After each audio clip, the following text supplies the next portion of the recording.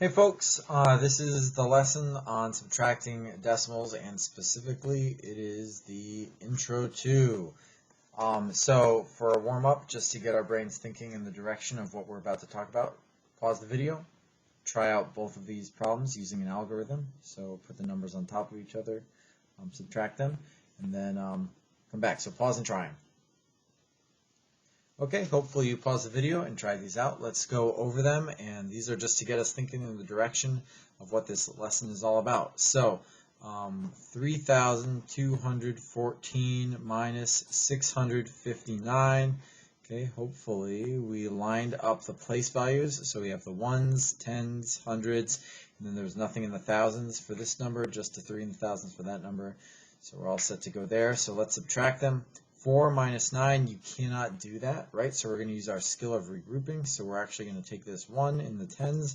We're going to turn it, just take one of the tens away and turn it into 10 ones. So now we have 14 ones minus 9 ones, which is 5. Now there's 0 in the tens place, minus 5. So we're going to regroup again. So we're going to say, okay, 2, turn that into 1, right? We're going to take that one of those hundreds and turn it into 10 tens. Now 10 tens minus 5, 5 tens, and now we have 100 minus 600, which we can't do, so we're going to take this 3 in the thousands place, we're going to say 2 thousands, we're going to take the 10 hundreds that make up 1,000, we're going to put it over here, so we have now 11 hundreds minus 600, which means 500. Then we have 2,000 minus nothing down here, minus nothing, so it's just going to be 2,000, and that would be our answer, 2,555. Okay. The other problem is 8,000 minus 3,105. And once again, the goal of this warm-up was to subtract both of these using an algorithm. So that's what this is, right? When we put them on top of each other to subtract. So I'm sure that some of us could do these in our heads or in our minds, but I want to make sure that we're both trying both of these using an algorithm. So if you didn't do it with an algorithm, make sure you pause it, do with the algorithm right now, okay? All right, so let's try this out. If you didn't catch on, there's a fair amount of regrouping in this one as well, because 0 minus 5 you can't do, right? If you're moving a little quick, it's very possible that you said, oh, 0 minus 5, and you're thinking more like 5 minus 0, so you put 5, 0, 1, and then you did 8 minus 3 is 5, right? That's a common mistake when this happens, but you can't take 5 away from 0, so you're going to have to regroup, so we're going to borrow, but guess what? We can't borrow from here either, and we can't borrow from here either, so we have to go all the way down the line. We have to borrow from this 8, 7, and we could just turn this into a 10, and that would, right, that we'd take that 1,000, now it's over here, but all of a sudden that doesn't really get us down here, so we know that this is actually going to be a 9, and we could regroup again, but we know the same thing would happen, so this is just going to be a 9, and this becomes a 10, okay?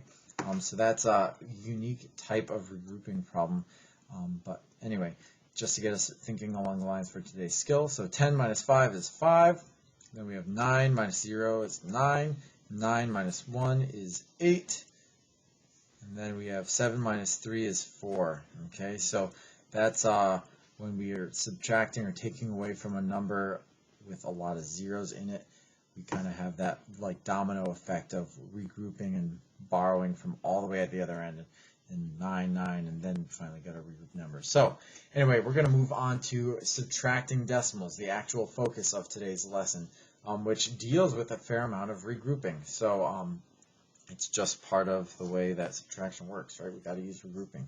So the first problem is 32 and 56 hundredths minus 17 and 64 hundredths. So if you've already learned to add decimals, which hopefully you have, I want you to try and subtract these two decimal numbers. In a lot of ways, they're very similar to adding decimals, so you want to make sure you want to line up the place values, and then go from there. So try these out, pause the video, try it out, and then come back. Okay, hopefully you paused the video and gave it a try. 32 and 56 hundredths minus 17 and 64.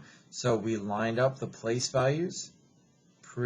Happened pretty naturally in this problem, right? Because it's the same amount of digits before and after the decimal point.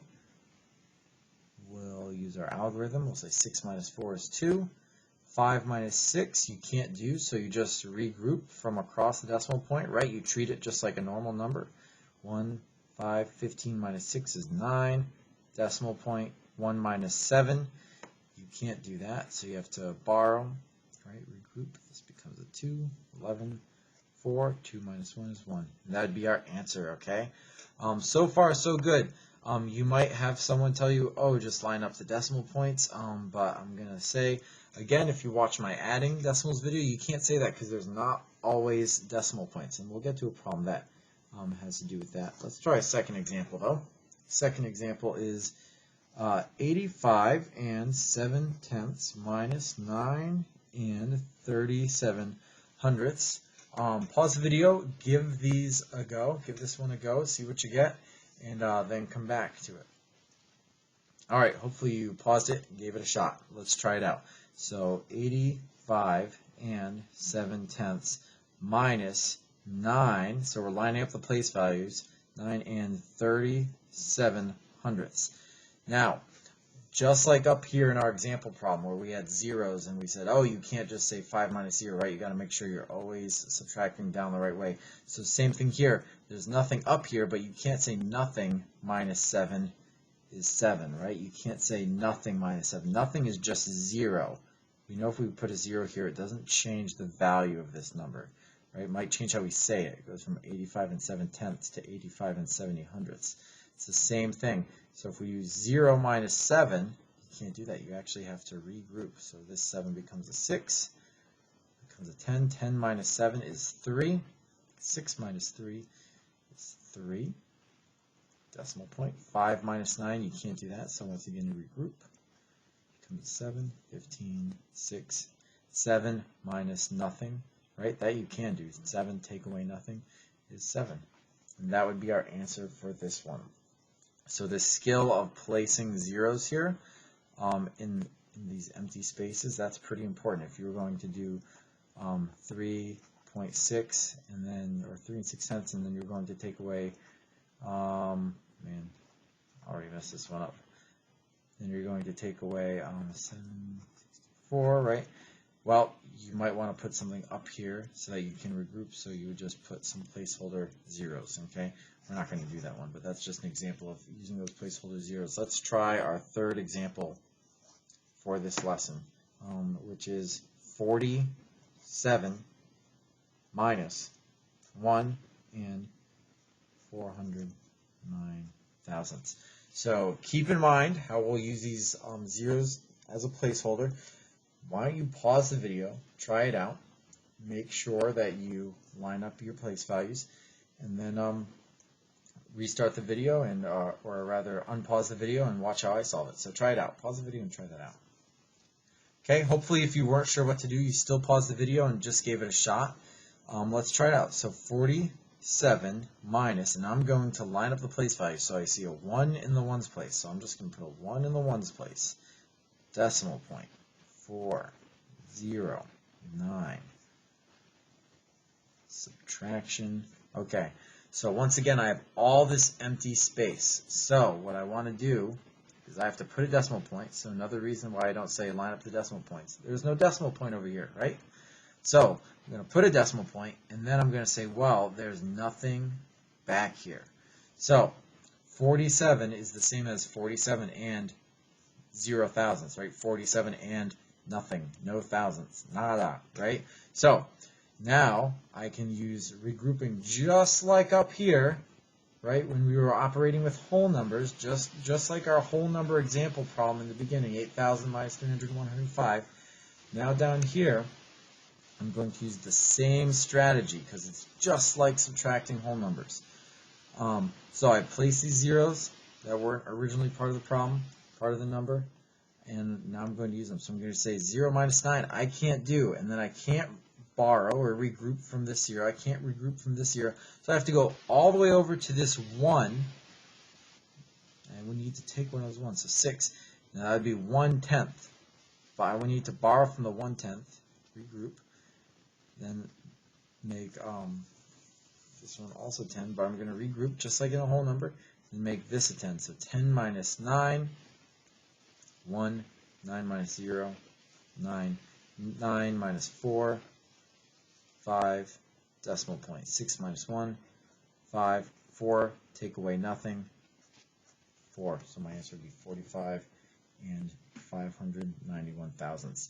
So subtracting decimals, very much like whole numbers, just I highly recommend, again, if you have something like 29 and 1/10 and you're taking away 4 and 506 thousandths, what you definitely want to do is use some placeholder zeros. Okay, placeholder zeros, so that you can keep track of the entire number, make them out to the same place value in the decimal point. Okay, so that is today's lesson, the intro to subtracting decimals.